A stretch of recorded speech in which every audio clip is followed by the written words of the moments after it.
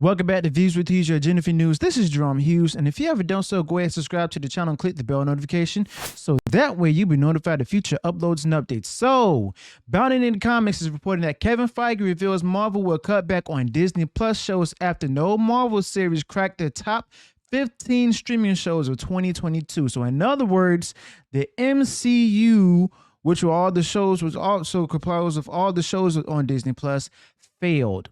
Okay, just as I've reported before, as many of us have also predicted, a lot of us weren't really interested in that portion of it in the first place. Some people call it superhero fatigue. Others, like myself, we simply call it as too much political agenda and virtue signaling, trying to introduce woke into the escapisms. So it says here that Marvel Studios boss Kevin Feige announced that the company will be cutting back on Disney Plus shows following a disastrous 2022 that saw none of their shows crack the top 15 on the streaming shows. Nielsen revealed their top 15 streaming programs of 2022 back in January, and only 3 Disney Plus programs cracked that list: Encanto, Bluey, and The Simpsons. So here it is right here, okay? Nowhere up here do we find even one episode of Marvel Studios shows such as WandaVision, Falcon and the Winter Soldier. What else? Miss Marvel, so on and so forth. Okay, even Loki, right? And it's like they can't even crack the top 15. All right, so even though as the top spot, Stranger Things. Okay, Stranger Things season 4. All right, and it says here when looking at Nielsen's top 15 original streaming programs, nothing from Disney Plus made the list. And that includes the Marvel Studios productions that released in 2022: Moon Knight, Miss Marvel, I Am Groot, and She-Hulk: Attorney at Law. Now, Bob Chapek and Bob Iger both banked on Disney Plus to be really successful, and Kevin Feige tried to go ahead and take advantage of that by introducing shows up there as well. But the thing is, the audience has spoken, just not interested in it. And it's crazy because of the fact that they can't, if they can't top the top 15, that should show them that no one wants the kind of content that they're trying to put out there. You know, in a wide-ranging interview with Entertainment Weekly, Feige revealed that the company would be cutting back on their Disney Plus programming because of the fact that it's not working. We also seen the reports of them stating that, you know, they're going to rephrase phases 5 and 6. Okay, retune it. As reported this week, Ant-Man and the Wasp: Quantumania has had poor critics scores on Rotten Tomatoes. Okay, so that also should give them insight that they should have been made that decision to no longer have Disney Plus. They no longer have Marvel shows on Disney Plus. And it also says here that Feige said we want Marvel Studios and the MCU projects to really stand out and stand above, so people will see that. As we get further into phase 5 and 6, the pace at which we're putting out the Disney Plus shows will change so they can reach, get a chance to shine. In other words, they're looking to go ahead and reach out to those who aren't really fans of superhero movies and shows. And they want to stand out from the rest of them and try to overtake the other content on Disney Plus, as well as DC with Warner Brothers Discovery. When asked if he would be spacing them out or putting out fewer shows per year, he responded, both, I think. I'd rather go ahead and just put out less shows, the ones that don't work, and stop assuming that they all work. Later in the interview, he revealed, I think when we are doing about 8 projects a year, and again, I said this is going to shift a little bit, they all have to be different. They all have to stand apart and stand alone and be different from one another. Also, as we can see from here in this picture, Victoria Alonso. I guarantee she also has a hand in Ant-Man and the Wasp: Quantumania. So on top of this, Feige indicates that their television shows will be more episodic rather than serialized going forward. He relayed, we want to do shows that can only be shows. I want to continue to make them even more episodic, which may seem counterintuitive, but I do think there's something fun about leaning back and watching an episode that can be relatively self-contained. So in other words, he's going to continue with the same virtue signaling, but doing it in a different manner. In other words, that which wouldn't work, that failed the phase 4 of the MCU.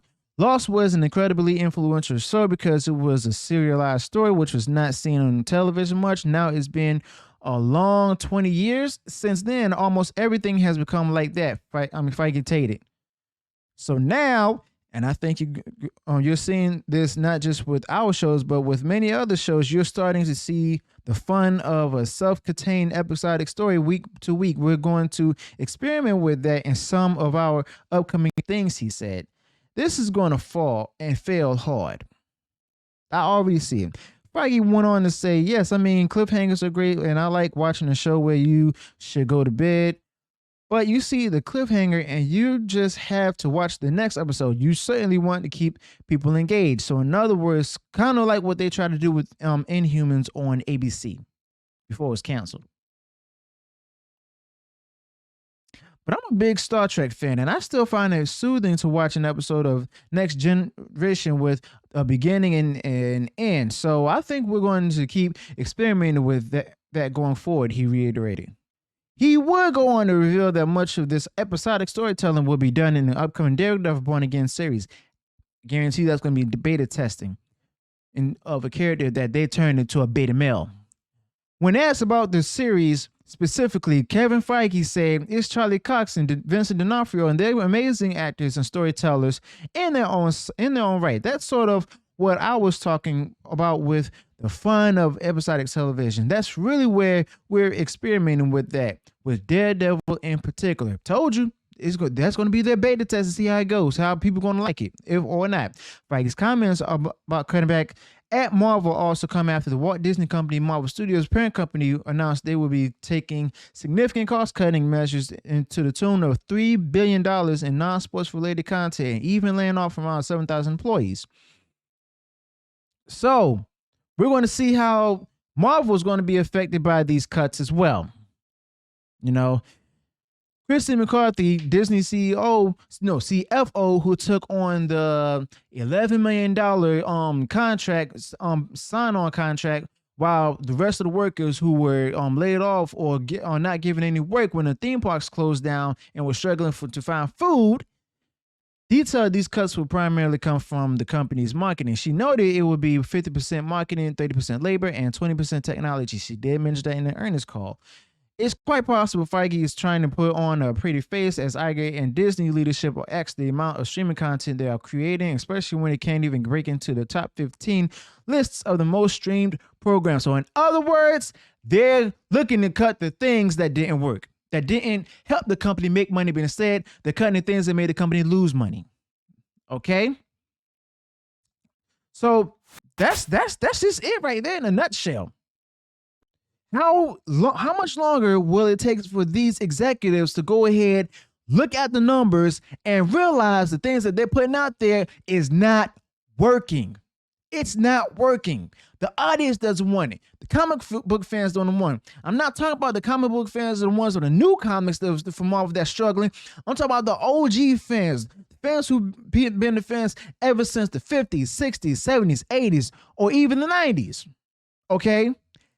They don't want this kind of thing. Some of them want it straight from the comic books because of the fact that it has thousands of good stories to tell. Some of them want it closely into the comic books where they can also put a spin on it of their own. But no, the only spin they put on it is political ideologies that's super biased and virtue signaling for those who are part of a new generation in order to win them over, when in fact a good number of those in the newer generation don't want this kind of stuff or aren't even into the superhero genre. They just want to cater to the elites of Hollywood and politicians. So let me know your thoughts about this whole thing. Do you think that Kevin Feige will put out there less Disney shows on it, or is it going to be spaced out and stuff, or both? Or how you think it's going to be? Let me know what went wrong in the video. Also, if you have any additional thoughts to share in the video, go ahead and share it in the comments below. If you enjoy what I shared in the video, as well as the commentary that I provided, go ahead and smash that like button. Also, share it everywhere far and wide across social media. And if you enjoyed what I shared as far as content-wise, go ahead and smash that subscribe button and click the bell notification. Also, tomorrow, I will be having an interview with WW Pro. Okay, so tune in for that. Be sure to subscribe to the channel, click the bell notification so that way you'll be notified of future uploads and updates. Until then, peace.